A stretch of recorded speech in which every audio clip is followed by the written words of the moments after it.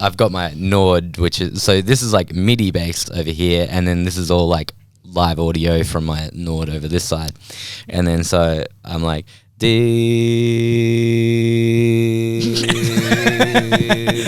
I'm like, oh my God.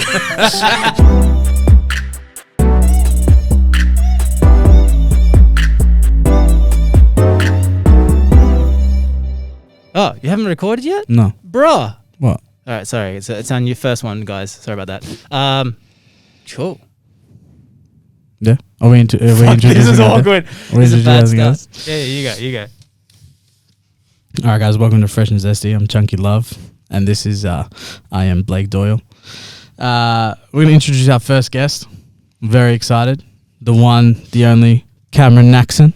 Wait. Hold on. What? We've got 3 points, so I got to introduce him. So Oh. he has toured Australia. Fuck this. I don't know how people wear these things. He has toured Australia over 5 times with acts like Moza, CXLOE, Just a Gent. He produces and writes for Universal Music Group and other labels. And he's also invented the double-ended microphone. Please welcome Cam Naxon. I'm intrigued about how he's going to get around this, actually. Lap dance. Oh my gosh. Did you get a little bit aroused just then, Jimmy? Maybe. What? I think I just licked lime off that mic. No, you had it on your face. Oh, did I? Yeah. Thanks for telling me, bro. It's all right. Cheers. Hey, Cam. Hello. Oh, how you going, man? Hi. How's that in your ears? Is it? It's What are you doing? ASMR. Oh. Have you? Have you watched any of those videos? I haven't. Yeah, it's definitely, it's not something that's for me. No judgment to anyone who But have you tried it? I like, my mate played it to me in some headphones like one time, and I was like, okay. Yeah, because there's some legit people that they really get into it, you know. Mm. Yeah. And like they eat honeycomb and Yeah, see, that's just for some people it like really helps with their It's anxiety. erotic. That just gives me anxiety. yeah. I don't understand. My it. sister once actually punched me in the face because I just do, and it just, I've never seen her like just go red like that before. But yeah. Anyway, first thing, Jamie likes to offer yes. some drinks before we So- start. I mean, it's a little bit early. Otherwise, I'd be offering you a very different kind of beverage. Oh wow.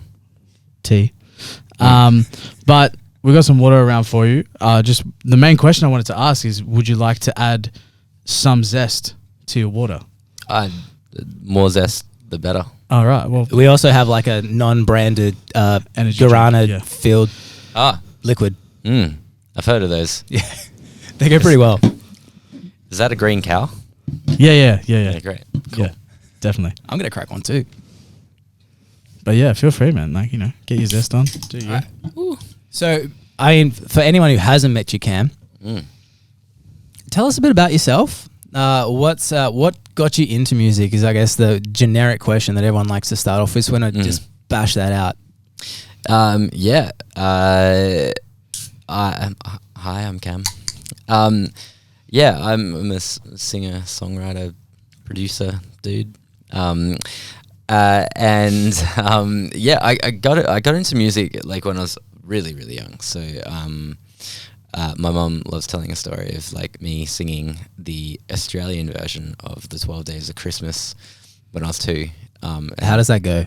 I honestly have no recollection, but apparently at the time I knew all the lyrics off by heart. So yeah, that was kind of my start, and then I don't know. I guess I just ended up just grabbing onto that and holding onto it for a bit, and not that anything like substantial happens in my early life to be like, oh, he's gonna grow up and be a musician. But like then I think I just didn't let go of the idea of it, and eventually learnt to play piano, guitar, and eventually produce and write and stuff, and I just loved it.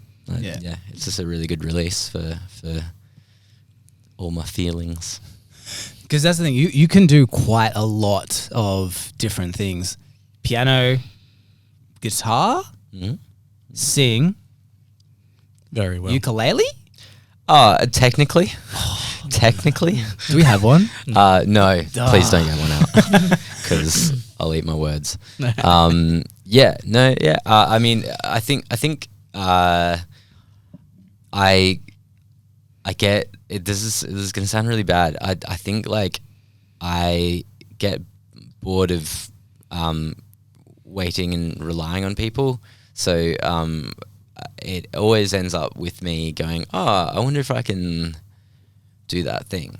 My most recent thing was I started learning 3D animation and rendering just because I was like, it's like, and rightfully so, it costs so much money to hire like a 3D animator. How much? Like, I mean, if you can kind of think of it, like the animation software costs like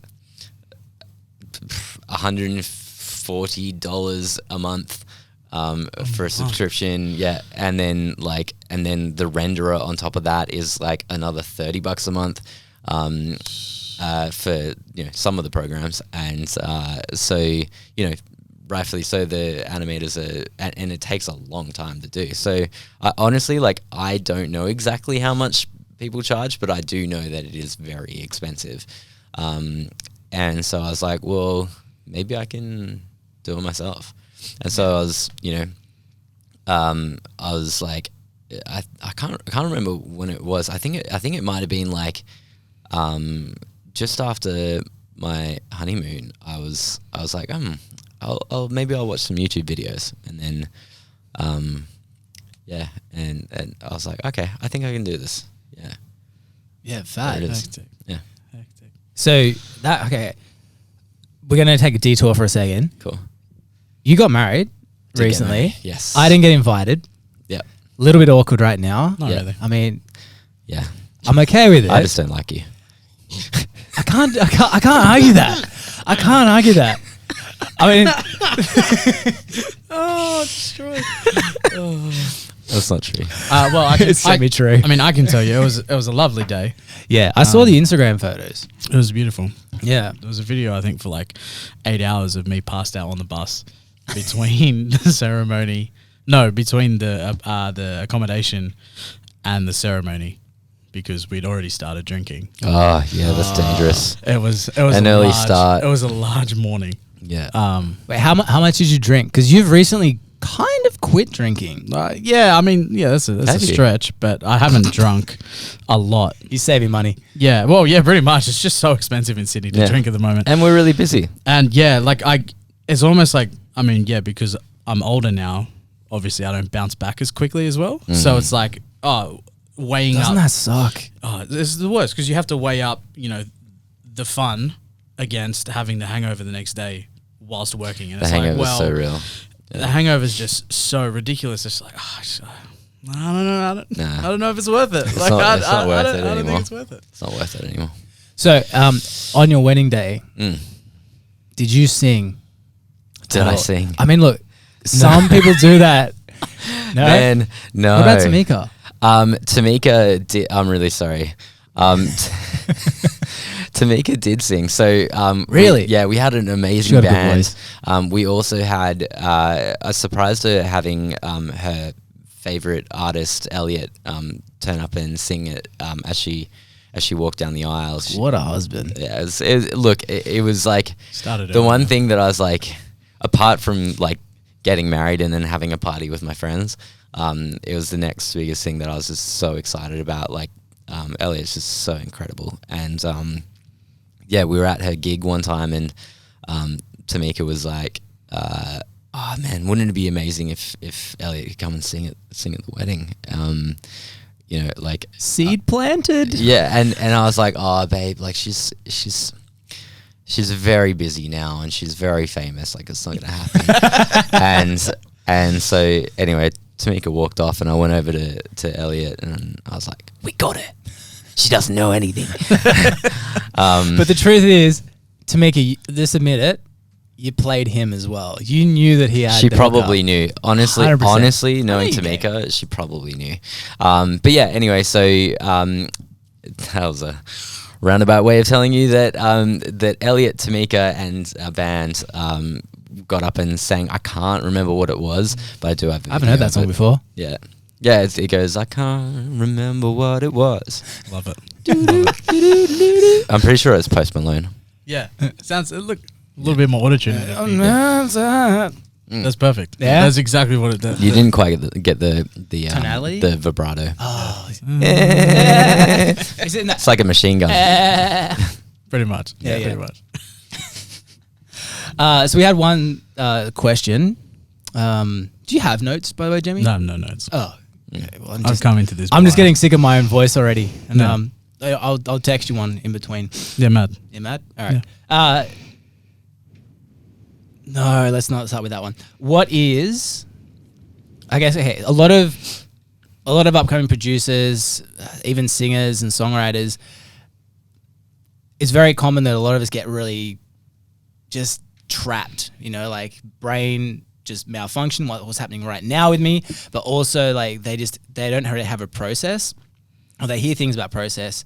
I'd like to check out like what is the way that you approach writing a song? Is it like something that comes first, or is it, you know, do you go vocals first, or is it beat first, or is it kind of just all over the shop with you as well? It's actually so interesting. I started off. I think I started off with writing lyrics and melody first.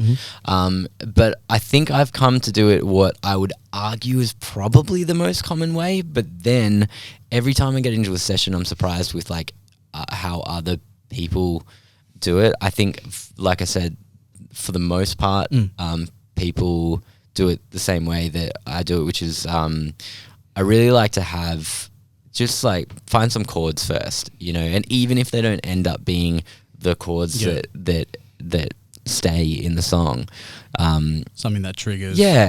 And especially if you're doing something quite stylistic, I think it's important to get your brain into that mode. Like if you're writing, you know, a blues song versus writing a EDM track or like whatever, I find that it's really good to start off with like just a tiny bit of a vibe that's not like set in stone or anything like that, but it gets you into the mood of like, then you can write some like stylistic melodies too.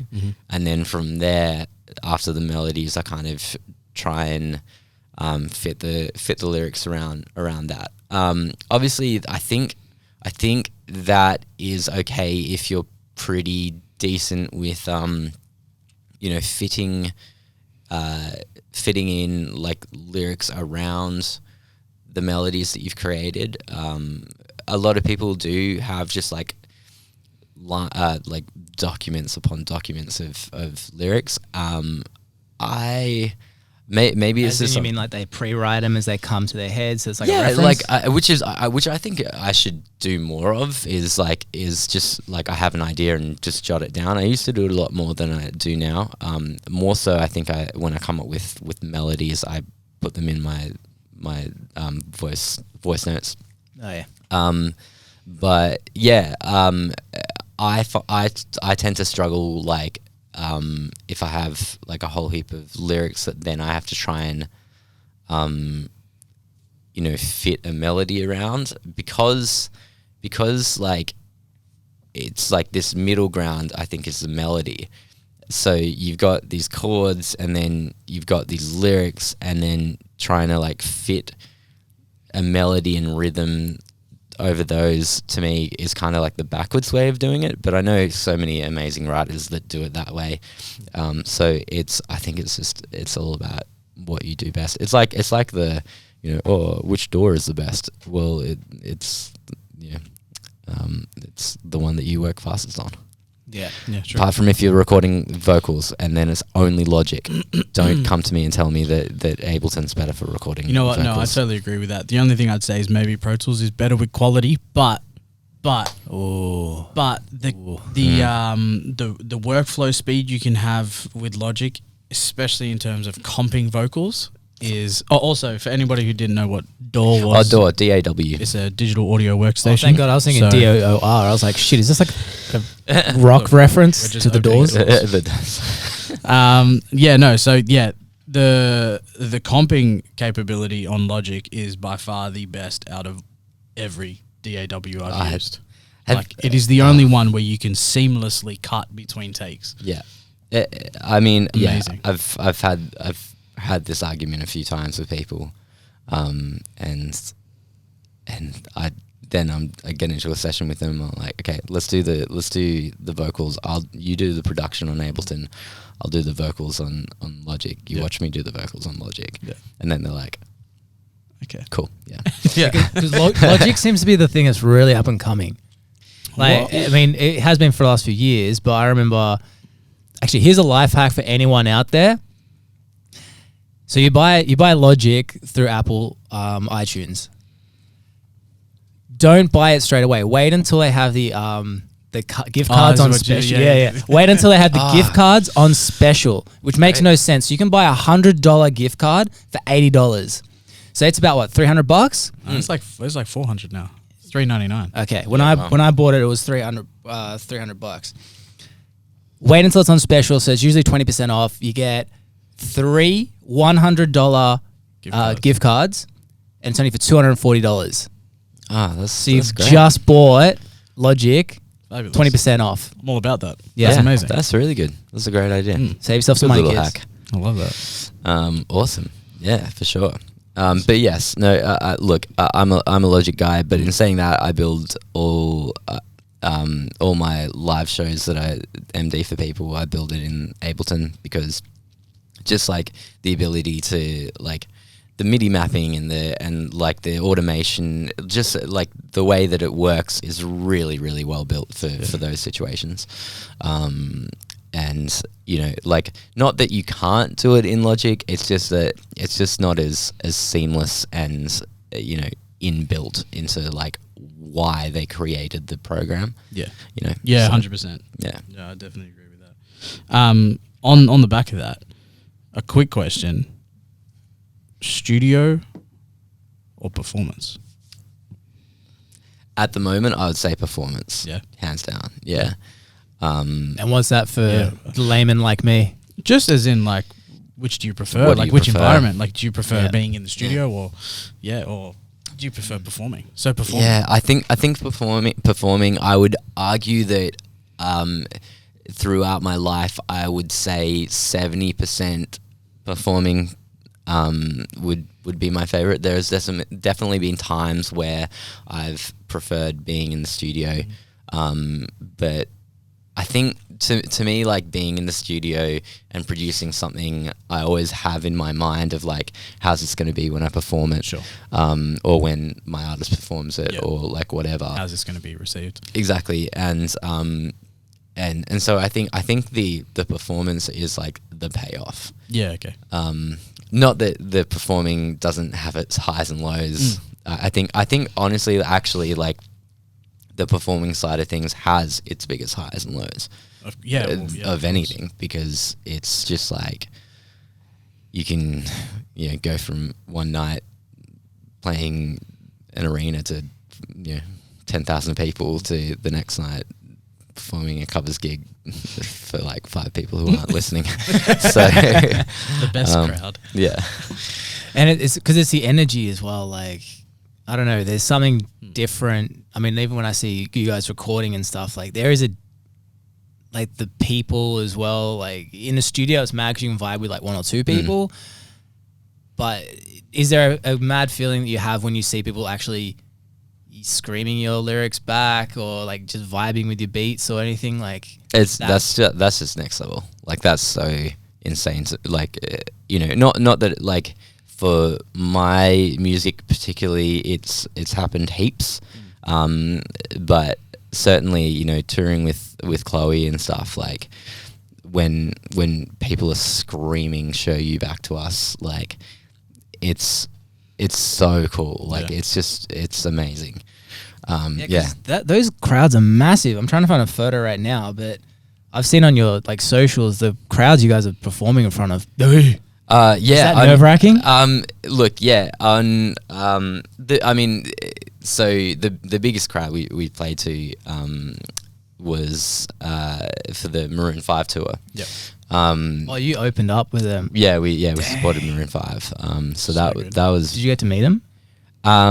No. I think that I think Chloe met Adam Levine.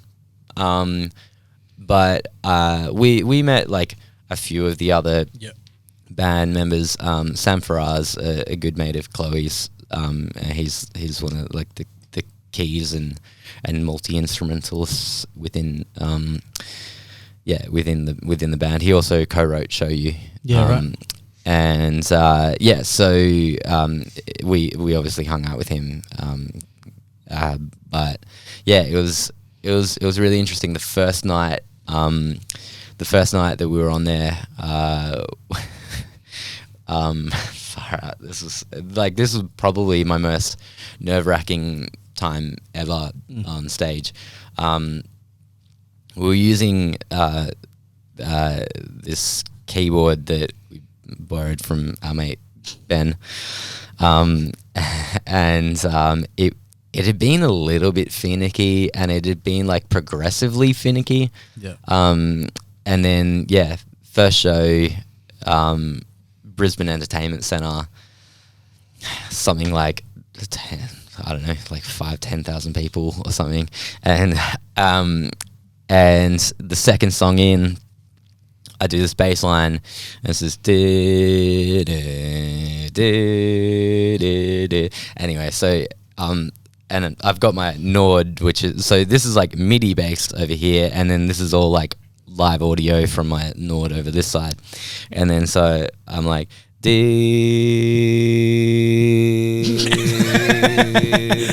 I'm like, oh my god. This is not the right time for this to happen. No. And then I'm just like hitting the sustain pedal and nothing's happening. And I'm just like, I'm like, the chorus is coming up, and like I do like the riff of the chorus on the MIDI keyboard. So I'm like, so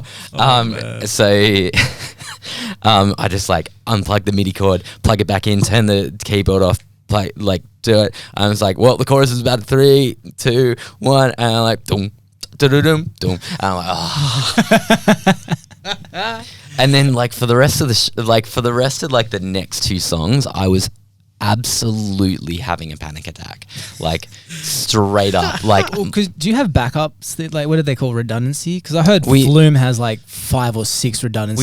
We do have redundancy, but the way that it works is more that if the computer, are we allowed to swear? Yeah. Okay. Fuck it. If the computer shits itself, then like it switches over to the backup computer that, depending on the backup computer and its capabilities, sometimes it's exactly the same. So like we're still running our synths through that other computer.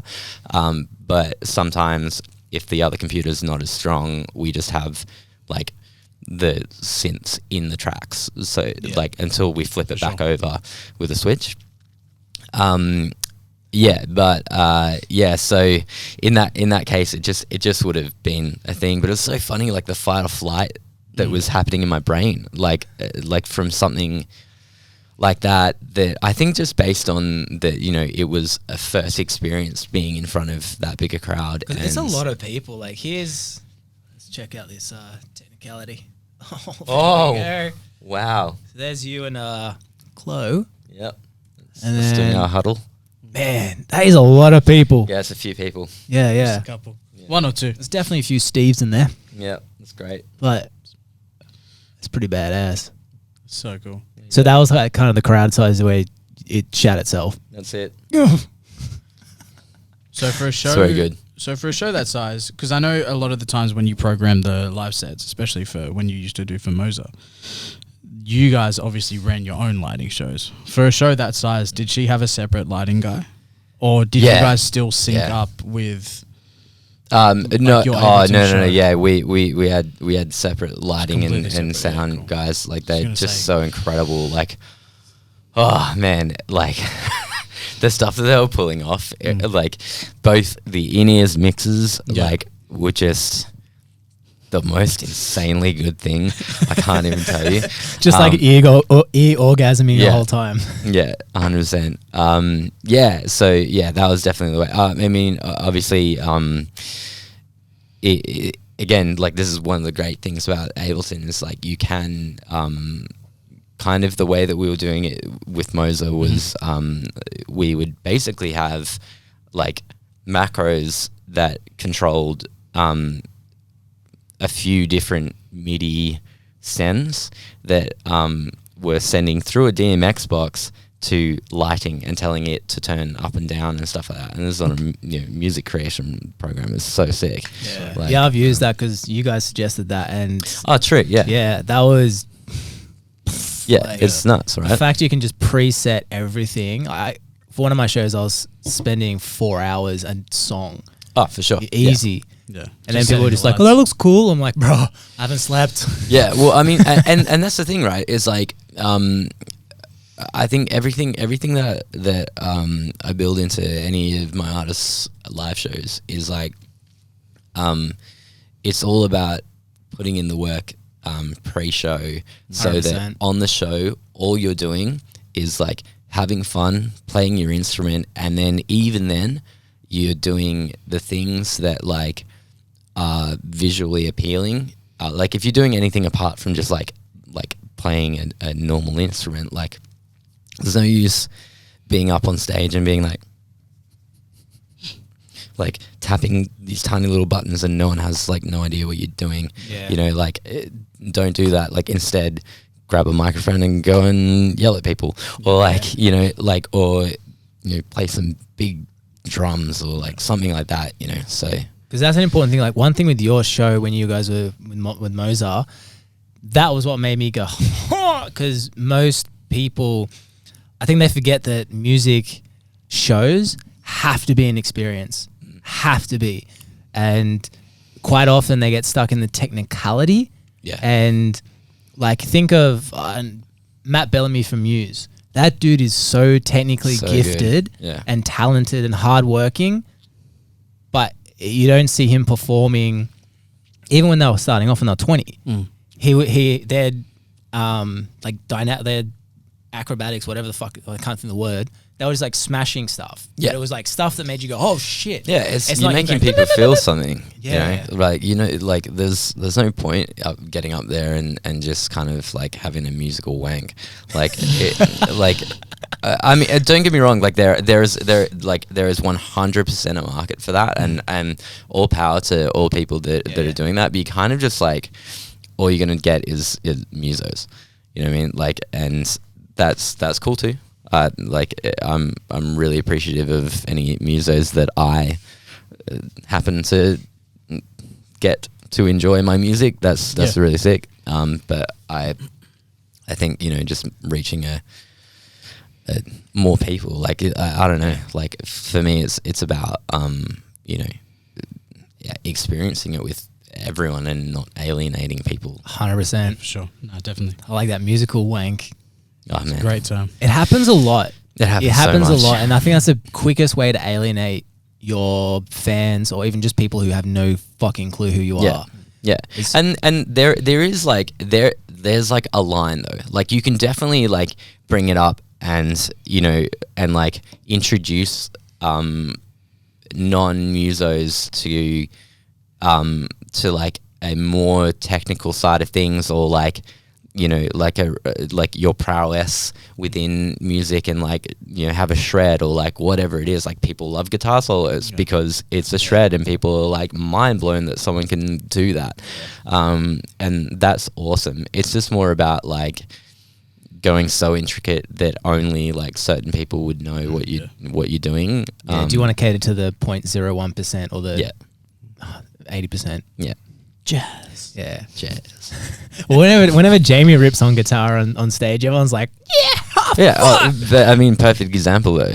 yeah. You know? But you pepper it in. Yeah, no, You know, like- it's a moment. You know? Yeah, you don't 100%. You don't just stand there through the whole song. Yeah. Well, I mean, I do in the studio, but that's Yeah. just It's like death metal.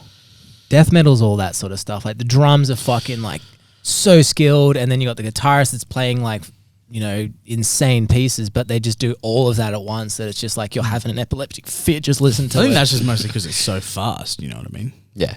And the musicality behind it is quite good. But It's insane. It gives me anxiety. but because it's such a, you know, like I wouldn't consider that a niche at all because it's such a vast genre that like it's Clearly, just it reaches enough people. it's expected from that genre Yeah. that you have to do that. Yeah. It's crazy. What do you prefer, live or studio? Honestly, I think studio. Like I love performing and I love like, you know, doing live shows and things, but I don't know. I feel like my skills are so much better suited to the studio. Interesting. Yeah. Cool. I mean, that's great. Yeah, I'm glad to hear another perspective on it. Yeah. Because yeah, I mean, you slay it live as well. Thank you. I Fuck appreciate yeah. But I try. yeah, that's cool. That's cool. that. Yeah. But you vibe really well in here. Yeah. That's I the thing. Like, I feel like that's your element. Yeah, and it's funny Real. because like I prefer my studio way more than going to a different studio because I hate the fact that I don't know. It's not that I don't know what things do because I do know what a big analog desk does and I do understand all the knobs and things and I understand all of that stuff. But because I'm not there every day, 14 hours a day, day in, day out, using the same things and plugging the same things into the same things, it's like, okay, well, there's that first a little bit of anxiety and frustration where it's like, I just wanted to do this thing. Yeah. Why is it so difficult for it to do this any one step thing? in between brain and creativity is just fuck it off. If we could just have a thing where like the next DAW comes out and it's just basically like a transmitter that connects here and just goes straight into you the imagine? oh my god. That's not that. I don't think that's far away, to be honest. I give it 10 years. Apple, hurry up, honestly. Yeah, like, let's do it. Just, Well, it's interesting you say that about like, the little frustrations. I'm reading a book at the moment called The One Thing, and it goes into that. It's along like willpower. Yeah. And the BS behind that, but it's closely aligned to that with creativity. And it's, the more you have, like your brain's a muscle. You can't work it 24/7, whereas people think that the brain is this superhuman machine. But same thing with that. If you're coming into a studio and you're even wasting like a couple of extra thoughts, it's going to fuck with your creativity, fuck with your style. So that makes total sense. Like you come in and for you, this area is like, this would be like like breathing to you. You don't think about it. I know how everything works. Yeah. And I know what I have to do and I know what it sounds like and things like that. Like I had a session at 301 on Thursday and it was a new artist that I'd never worked with before and her manager who I'd only spoken to a couple of times briefly. So there was all this added pressure. It's a lot. Where, you know, if we did the session here, that extra pressure would be zero. Because sure, it's a new client or whatever, but the space is a nice vibe. It's relaxing and things like that. Whereas sometimes, you know, like you go into studios and it feels a little bit almost not clinical, but like a little bit straight. Yeah. Like it's very just everything's sharp. Everything's like cool. It's nice. But it's like there's all of a sudden just this added pressure where you sort of have to like get out of your own head and be like, it's exactly the same. There's just a couple different knobs. And like, you know, it took about like, I think it took me like 10, 15 minutes to get just used to the new setting. Yeah. And after that, it was fine, whatever, you know, because I took from the last session I had at 301, I knew what I had to bring. I knew what they didn't have, things like a MIDI keyboard and all the extra little things that, you know, coming to your own spot you don't even think of. Yeah. So I did all that and I was like, okay, well that made it a little bit easier. But then there's also just the adjusting time. So I think it was like 15 minutes and then got into it. Played some bangers. Ads. Oh yes. Okay, some random shit. I just want to go in like, I mean, look, I'm going to address the elephant in the room with coronavirus. Yeah. And what's your take on, have you stocked up on toilet paper? Do you need some? Yes, thank you. Great. I wrote a song yesterday with my mate Sarah and James. It's called Modern Hysteria. And Fuck respect. I like Love that. that. yeah, Yes. and and that sounds like way wankier than the song ended up being, but yeah, I think it's hilarious. Like, I mean, it's not hilarious. Like, obviously, like, people are out there You can say dying, it. It's hilarious. Oh yeah, that part. right? That part sucks, and obviously, you know, but I mean, this is the age that we live in terms of, you know, letting commercial media rule everything. 100%. Like, here we are. Like, once again, they just kind of get their kicks out of you know, scaring boomers. So It just, but off it we also go. The rest of us can't buy toilet paper now. it highlights though the stupidity. You right, bro? Yeah. You good? Just readjusting. Oh yeah. It just highlights the. I really thought that Australians of like, okay, my wife Stacey, she's American. Americans have seen we've seen a lot of crazy American stuff. So, in the last 2-3 weeks, I can no longer say like They're so similar now. I know, like I've got her family sending me stuff going, what is wrong with your country? I'm there going, And to like, be honest, like I think, and like I'm sorry guys, like I'm gonna say like things that people are gonna get mad about. So Do it. I don't know, have at me. be yourself, bro. Like, you know, I think it also depends on like what sector of the Australian community you're affecting. One of the biggest, most beautiful, like one of the biggest times that I can actually remember being so proud to be Australian and so proud to be a Sydney sider was after the Lint shooting. yeah. and obviously there was a faction of Australian community that were kind of like taking their anger out on the Islamic community, and really like a whole heap of different people of color. And then the hashtag and the idea, I'll ride with you, started of like people who either like, you know, if people felt, you know, people of the Islamic community felt unsafe or like anything like that, they could either, you know, reach out to try and get a lift or like just to get people to like ride the train with them home because people were getting abused on public transport. And like that was such a moment, I think, to be like, wow, there's some really good people in this country and that's really awesome.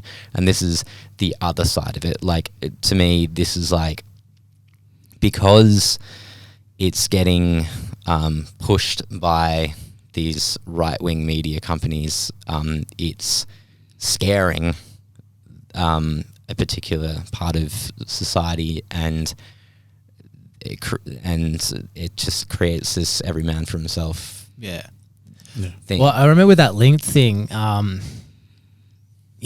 was it? So I was at work at the time, and you know, whenever you first hear about it, just from someone telling you, like when Stacey told me about the toilet paper thing, I was like, oh, like 2 hours later, I'm like, this is a real thing. Same thing happened with that, but it was weird because I like to think I'm a little bit level-headed, and when someone's like, oh, there's this is the person's words, a Muslim terrorist has taken the Link Cafe and they have 3 bombs around Sydney. My initial reaction was, one, I've never heard of an extremist viewed person who tells you and warns you about a bomb. They go and do it. So I was like, I'm going to call it, there's no bombs.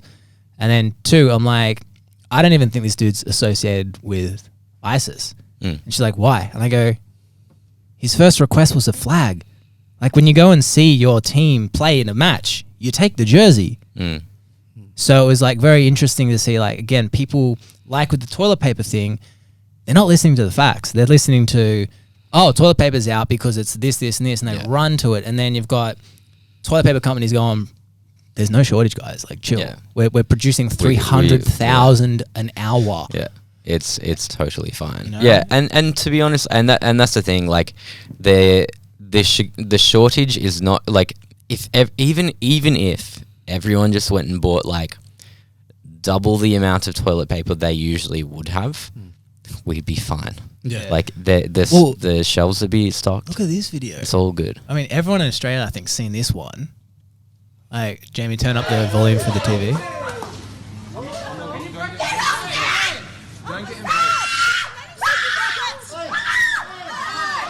So I'll fast forward it. The lady has, I don't know if you can see it, where is it? A whole trolley full of stuff. Like, Yeah. that's just, it's insane. That's Then not on- okay. On Like, top of that, so what makes it better? Those two ladies have now got a charge. So I want to know how you explain that to your next job interview. yeah. Do you have a criminal record? Yeah. Yeah. Really? Why? I was hoarding toilet paper. Yeah. I was fighting someone over some toilet paper. Yeah. But look in that trolley. It's got, like, there is a good 200 rolls, I reckon, in there. Yeah. Like, what are you planning for? But that's the thing. It's unnecessary. Yeah. 200 rolls. Like, that is some epic diarrhea. Yeah. Yeah. I look. Yeah. I'm just done with it. Like, it's, you know, like, do whatever you want. And at the end of the day, like, society will. Have we got a technical difficulty, babe? We, oh, okay. Oh, Jamie, you got to talk. Jamie, it's your turn. Oh, I got to talk. Yeah, just right now. spit- So sorry, just anyone spit who's some rhymes. watching this right now, Jamie, All right. he's the main man. about this. Cam and I are off camera. Stacey's Um, having technical difficulties. So, What's your okay, opinion on well, toilet paper? I mean, yeah, like I'll just chat a story. I love stories. Oh, wait, so- we're back. All right, We're We're back. back. Okay, We, well, we you don't have can time keep for your story. I won't tell my story. No, so I mean, well, yeah, like I mean, this is crazy. It's I can't even buy oats. It's ridiculous. I can't even buy oats. There's so many. I had no breakfast this morning because of fucking crazy people. I just didn't eat breakfast because I'm silly. But like it's, like it's. I just assumed we were going to Nicole's cafe afterwards. Yeah. Yeah. Oh, you look like you've got something on, and no, we can't. Yeah, but do you know what's Yeah. bad? What? I'm going to throw her under the bus with this one. Stacey Stacey was buying into the hysteria. She'll deny it. But You did tell me this. Well, I mean, she's American. What can you do? we can't really blame her on I mean, that. you can't blame her on It's in that her one. blood. It's very unfortunate. But no, the best part was, so this is like, I don't know if you saw my social media. I did a TikTok. Yes, I'm a TikToker. I'm okay. It's horrible. 220,000 views so far, though. That's pretty good. I'm pretty proud of it. Pretty good. So anyway, it was like it was a heightened reality of what happened in our car. Mm. We go to Coles. We're like, all right, there's no toilet paper. We have 4 rolls left at the moment. 4. I mean, we could probably last another 3-4 days. Yeah. With my roommate, maybe another day. He really excessively uses it. But, so we're in the car. Stacey starts Googling toilet paper. She finds a company called Who Gives a Crap. Checks in the mail. That's awesome. Hilarious. $22 or something for like a roll of 20. Mm. So, sorry, Double roll. As in two As ply. in, like 6 ply. So anyway, That's some. so we're in the car. That's some comforting shit. Oh, That's 100%. cushy for your tushy. Yeah. So you should open up a toilet paper Thank company. But yeah, so we're in the car. Yeah. I just want to go home. I just want to eat. I'm not really worrying about wiping my butt right now. I got 3 full days. Blake, we need to buy some toilet paper because if we run out, I'm getting divorced. Just pull that card. I'm getting a divorce. And I'm like, all right, let's just think this through like a normal fucking human, not a hysteric American. She's like, but what if we run out? And I go, I'll ask my mum. What if your mum doesn't have toilet paper? I'm like, Stacey, you're sounding like a crazy person right now. And she's like, no, I'm not. It's these idiots who are buying toilet paper and making a run out. I'm like, what the fuck? I mean, you're not wrong. Yeah, That's but- like I mean, that's that is something the to crux get of it. angry That is the about. thing. Like it's super shitty. Nah. My God. Do you feel embarrassed now if you need to go buy toilet paper though? I do need to go and buy toilet That's the paper. And how do you feel? Are you like, And yeah, I mean, I actually no, I probably would. But you know what? Like, this is again the thing is like, I wouldn't judge someone for walking out with one packet of toilet paper What about because 5? that's how many you need. Like They're on special too. It's like $11 for 36 rolls. they're not on special anymore. There's no way they could still be on way special. the Coles or Woolies They'd are be putting like, on specials people are on. buying it. Let's Yeah, put the that's price. not- Oh, and that's not how in consumerism all works. honesty, look, I'm like fair play. Like all these people getting irate about people putting them on Facebook Marketplace for $50 a roll, and people getting fucking angry. I'm But like, that's so trolling though. Yeah. dude, I end up Yeah. DMing one of the guys. I'm like, please help, and he's like, bro, it's fast. It's a joke. Yeah. And I'm like, no, I know. I was trying to play it wrong. I was hoping Yeah. you weren't taking the piss. Yeah. I was kind of hoping you Yeah. weren't. Yeah. A shout out to my mate Timmy Temple who just sold he put up as a joke, obviously. He drew or he decorated some a roll of toilet paper with snakes and all that kind of stuff, which is his thing. And he put it up for $100. And someone bought it. Yeah. Yes. It's good. It's Good great. work, Timmy. It was really good. What a guy. Yeah. What a guy. I mean, Timmy, we're gonna have him on this podcast, aren't we? Definitely. for sure. Fuck yeah. He's great. He's a menace. I'm gonna have to I write love that him. down. So Timmy snake Timmy paper. Temple toilet paper salesman. That's the one. Wow. Yeah, he's great. Oh, mate. All right, well, probably should get like some value. Some actual m- questions? Music, yeah, some music. let's go back to music Yeah, because yeah. I'm fucking done with toilet paper. Fair. Yeah. So okay, biggest question I guess a lot of upcoming artists have, based on I guess preferences. What is better suited? Oh, hold on. We have an audio malfunction. It's too slow. So great. All right. Negative. Shit. I've got to get my mouse back. Sorry, guys. At least we're recording on that backup one. We are. Yes. Oh, so this has a maximum of 38 minutes. All right, we're just going to say this 1 second, guys. New session. File. She running pretty hot on that too. Huh? Oh no. Gang. Yeah, it doesn't like it. Thank God we're recording that backup one. Backup, bro. Shit. We're all set. We do things. These things are pretty cool. They're mad, man. We're looking for different options and like seeing how we could do this. And Blake came across this and we were like, oh, it's perfect. Yeah. It's got all the inputs. Like, Yeah, so I think, thank God for that recording because this one's shat itself. no, we'll just keep it on this. And All right, cool. We'll keep recording that bad boy. Mad. Oh, yeah. Does it multi-track as well? It does. Yeah, Right. Yeah. multi- Pumps it up can- multi-track. Yeah. Cool. It can Sick. multi-track. I don't know if it multi-tracks to the disc. It should. Does it? Yeah, yeah. I would argue. Surely it would. Yeah, Yeah. yeah. Correct. That's so Cool. good. Really good. Yeah. Oh, there we go. Do you want to Fuck, I didn't notice we have another window. Sorry about that. Yes, save. Sorry, Cam, your head's in the way. mate.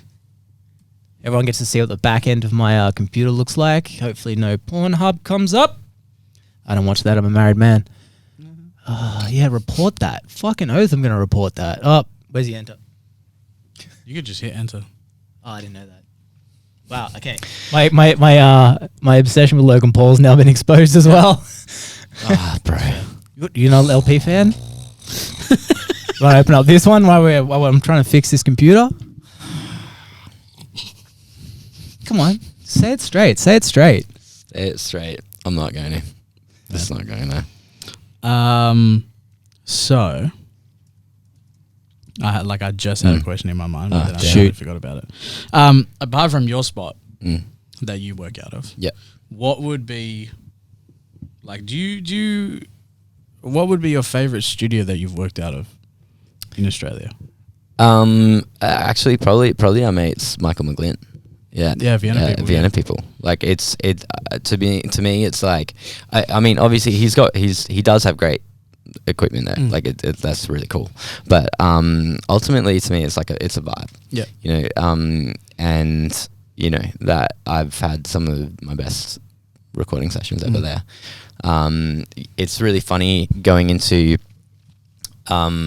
especially like,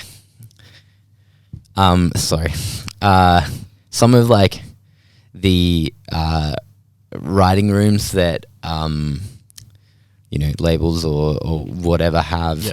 and like you said, like they're very they're just very clinical. Yeah, it would be the right word. Yeah, like it's just clinical, and I just there's no vibe. There's In what nothing. way does it feel like they're kind of calculated? As in, these are the boxes we have to tick. it's so neat and don't get me wrong, like neat's nice, but there's just no vibe to it. Like there's just like no, it's just there's no. There's little the bits equipment that you need, and then that's it. Yeah. you know, which is fine. Like obviously, like that's the nature of having a room that multiple people use. Like you need the basics and just like get that right, and then whatever.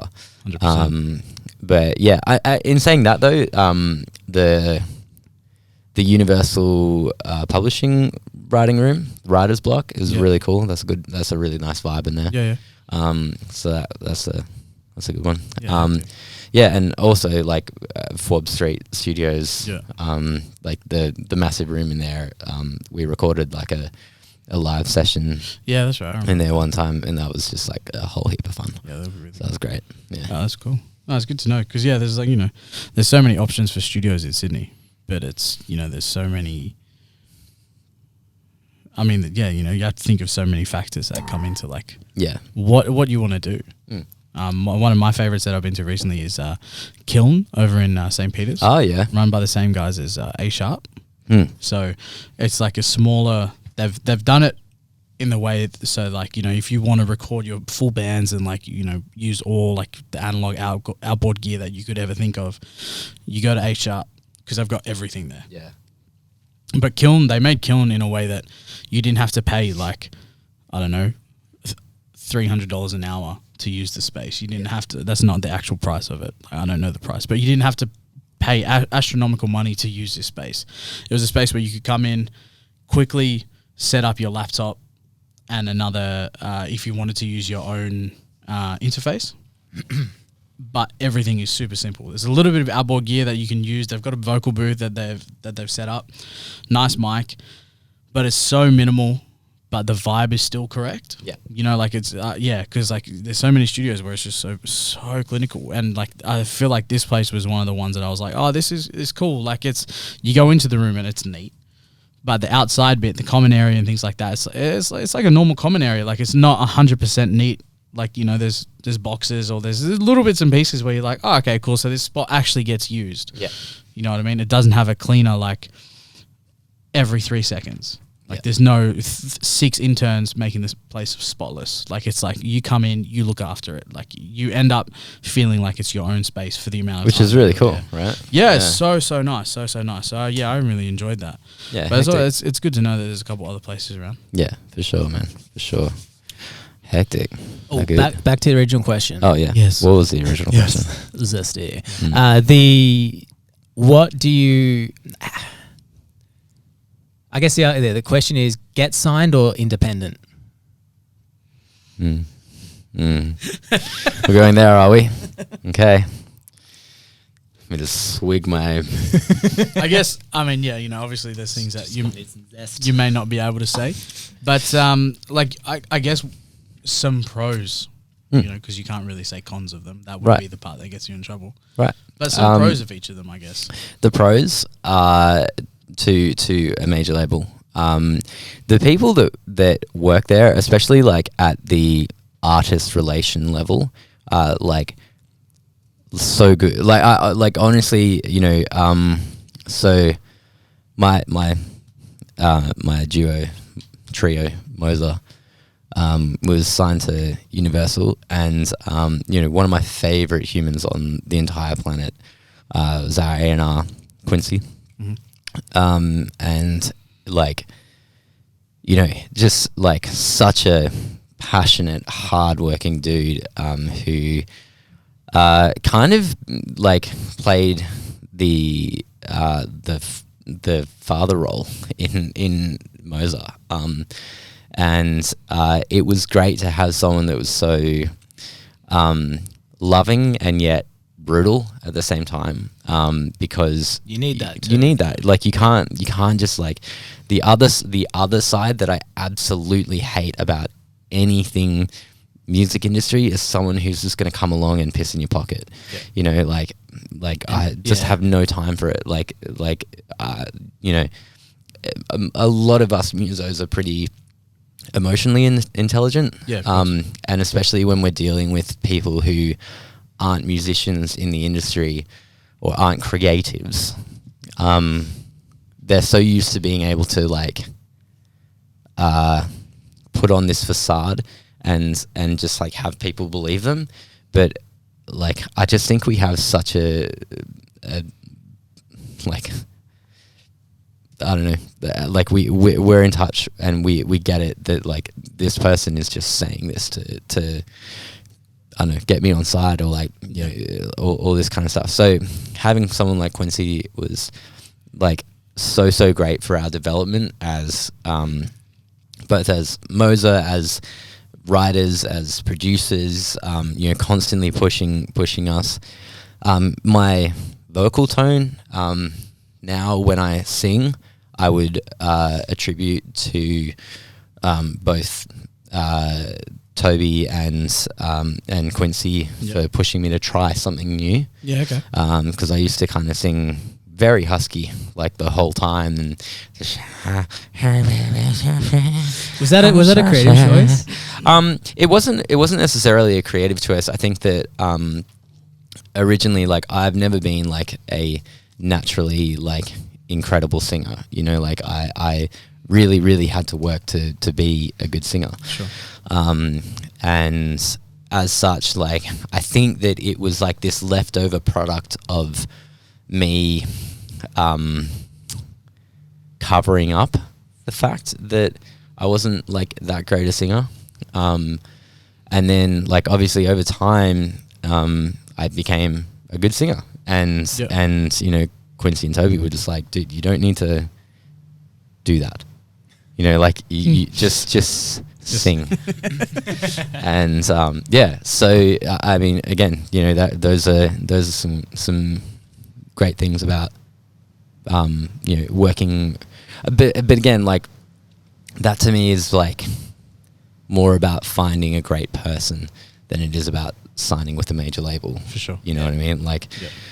Quincy's Good the kind surroundings. Quincy's the kind of dude that, like, if you were to hit up and you had something really rolling with you, he would like chat to you and like go and have coffee and give you some pointers. Yeah, for sure. You know, like, you don't have to sign a contract to Yeah, make that happen. Yeah, the pros of being independent. You know, I'm a really big believer in changing the narrative of like what we think of as success in the industry. So many people kind of go like, oh, like, I want to get signed by a major label, and then once I get signed, like, that's it. Yeah, That that's my guy's good. success, I'm made. yeah. Blah blah blah. And like, people don't realize that, you know, you get signed, and then that's when the work like really starts. Yeah, for because the industry is not geared anymore, and I don't have the expertise to know whether it ever actually was, but certainly the narrative tells you that, like, the labels have it all together and know how to make things happen. Yeah.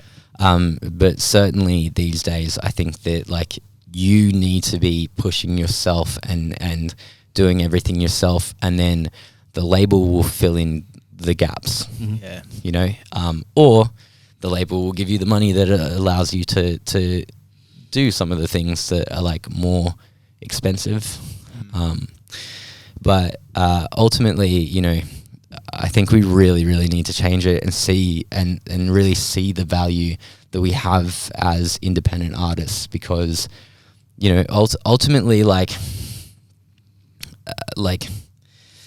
if you were to look at my career, even my career, like, it's like, I'm not out doing like extraordinary things. It's just that, you know, I mean, I've had a decent amount of streams that people would look to as like a goal, and it certainly was a goal for me. That ended up kicking, and now would like to kick more of. Yeah. Did you guys? How many did Mozo end up getting? It was So on 15, Empty 20 Streets, million. which was a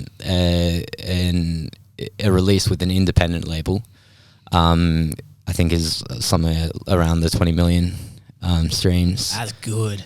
which is great. That's awesome. But even then, like my original solo project under Cam Naxon, I think has like 3 and 4 million on completely independent singles that Okay. I just released through TuneCore, that I recorded in my bedroom. That like one of the songs I really like. One of the songs I don't think is a very good song. It's like straight up, like I'll say it. Like listening back to it now, I'm like, oh man. But But you like, need that too. Like I think if you don't look back at a song going, ooh, yeah, you haven't progressed. totally. And that's the thing. Like, so I'm a big believer in like try it yourself first and see how far you can take it. And also like, especially in Australia, like you can do anything. You can do it all. Any service that people offer you, you can do it yourself. And it's about finding out by doing it yourself first, finding what you're good at and really like honing in on the things that you are great at and what you can achieve, and then fill in those gaps by independently reaching out to people that can offer you a service. I mean, usually Create your own team sort of thing. yeah, create your own team. Yeah. And I think usually that missing category is PR. Yeah, It tends definitely. to be.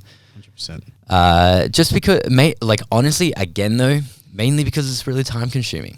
Yeah. Like it's like I've been doing it for an upcoming release recently, and it's just emails and emails and emails and emails. Business. It's business. Yeah. It's the business side of things, and like I don't mind it. Like it's cool. Like Would you say you're a hustler? Is that why? I think I can be when I'm really passionate about something. Yeah. You know, I can also get lazy, and whenever I find myself getting lazy, I now know that it's because I'm not passionate about that particular thing, and that I probably Gotcha. need to let it go. Yeah. Because that's the thing that I think it's a tricky situation because you got creatives who are, like you said, they're more emotional in a good way. Yeah. Also, sometimes it can be bad, and then they're mixing with business type that are they're business. They're like you can't be a successful musician without money, because then you have to work, and then it takes away from your creativity. So that's where it can get tricky, and I think musicians and artists in general get really trapped because they kind of just take it at face value, and contracts, people like they don't read them for starters, and Get a lawyer. never Never sign anything. Get a lawyer. Yeah. I learned the hard way. Yeah, because you can say F you, but at the same time, it's your responsibility to read it. They gave it to you to read it, and if you don't read it, It's your fault. it's your fault.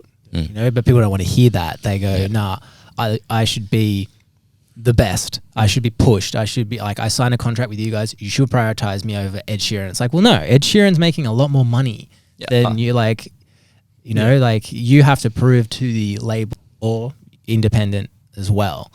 Because that's what you guys were doing. You were pushing hard. You marketed. And at the end of the day, for Moza, we were delivering final products on everything. Exactly. You know what I mean? Like there was no cost apart from PR, and every now and then, there were a few music videos or that kind of stuff. But yeah, for sure. But again, these are the things is as an independent artist, you need to sit down and think what do I need money for? And often, it can be production, but also why can't just learn, and Yeah, for sure. It is time consuming and it's hard. And honestly, it's fine if you don't get it to a point where, you're producing at a level where you would feel comfortable releasing music. But you can outsource that to non-label related, like Chunky or you. Totally. Outsource. And if you got time. great demos, you're more likely to get a really good price on a producer who's just kind of coming in and polishing something. Yeah, Or rather than doing it from rather scratch. than going from scratch. it's, you know, it's a big job.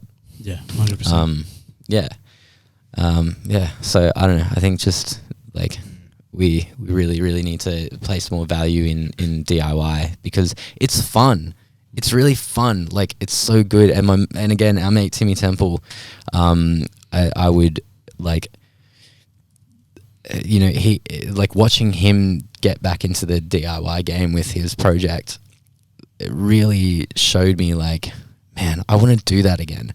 Yeah. Like I don't want to wait for people anymore. I don't want to like have someone say whether or not this song's good enough to get released. At the end of the day, one of my great mates, Ron Pope, who just dropped his new album called Bone Structure, get it anywhere. Shout out Ron Pope. Ron Pope. You know, he is such a great inspiration for independent artists anyway, because he does it himself, and like it's you know, he's not afraid to like put a bunch of stuff out there. Like at the end of the day, like even if like your song's only streaming like, let's say around about 100,000 streams per song or something like that. Yeah. Which I say only, and I know that that's still like a good amount of streams for a lot of people, but relative to where a lot of people are at and where they go, like, oh, I really want millions of streams, blah blah blah. Yeah. If you're putting out, you know, 10, 20, 30, 40 songs that are all getting 100,000 streams, you know what I mean? Like, it's a numbers game still, and in no way am I saying just put crap out there because like whatever, like you're good. Believe in yourself. It's and like put the Drake stuff out. model. Drake pulls out like what, an album a year, right? And he lets the people decide. Like, I mean, Motto was a B grade, a B side for him, and then Motto ends up blowing up, right? And he's like, sweet, I'll let the people decide. So yeah. So what you're saying is like suggesting that like bust out it. Yeah, put stuff out that you believe in, but don't hold yourself back because it's not the next biggest single. You know what I mean? Sure. Like there's still marketing on the back end you got to start doing. It's big. Like it's a big task, and obviously writing songs that you believe in is in itself a big task. But still, I don't know. Like I think. You know, like I just look at so much fun that Tim has, you know, like 100%. Creating like the toilet paper and like, you know, he's a creative guy though. Like it's just in him. Creative. Like you meet him and you go, yeah, this guy is like, you know, he's on another level, like just creating stuff insane. Always. But people connect with that though. Like you 100%. Like when, and again, this is another big pro of being an independent artist is, you have those personal connections with people. There were particular opportunities that like we got only because we were signed to a major label, and there were particular opportunities that we missed out on because these people that we had personal connections with were suddenly getting emailed by a record label, and you know, like it's you know, I just believe that personal connection is so much of what we do, and personal connection is so much of why people love music. Like they want to connect with something, so let them connect with the artist. Yeah. 100%. Sorry, boys. You're welcome. Yeah. I think that's about it.